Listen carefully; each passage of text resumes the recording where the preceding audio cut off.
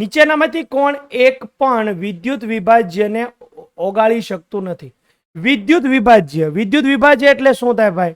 જેમાં વિદ્યુત પ્રવાહ પસાર થાય અથવા જેનું આયનીકરણ થઈ શકે. જેનું શું થઈ શકે? આયનીકરણ. તો તમે સિમ્પલ ઉદાહરણ લઈ લો ને ભાઈ, માની લો કે NaCl લઈ લો, બરાબર, તમે LCl3 લઈ, આ બધા વિદ્યુત વિભાજ્ય ઘટકો થઈ ગયા ને. કોપર સલ્ફેટ લઈ લો, આનું દ્રાવણ બધું, આનું બધું દ્રાવણ. તો વિદ્યુત વિભાજ્ય એટલે કે જેનું આયનીકરણ થઈ શકે. અને આયનીકરણ થઈ શકે એટલે કે ધ્રુવ્ય થઈ ગયું. તો ધ્રુવ્યમાં દ્રાવ્ય થાય. ઈથર એટલે ROR, એને કહેવાય ઈથર. જે કેવું છે ભાઈ? અધ્રુવ્ય છે. રેડી? આ NH3 ઇલેક્ટ્રોનનું દાન કરીને ધ્રુવ્યતા આપી શકે, હાઇડ્રોજન બંધ બનાવી શકે. બરાબર. પાણી જે છે ધ્રુવ્ય છે. એસિડિક દ્રાવણ એ પણ ધ્રુવ્ય છે અને હાઇડ્રોજન બંધિત પણ છે. હાઇડ્રોજન બંધિત.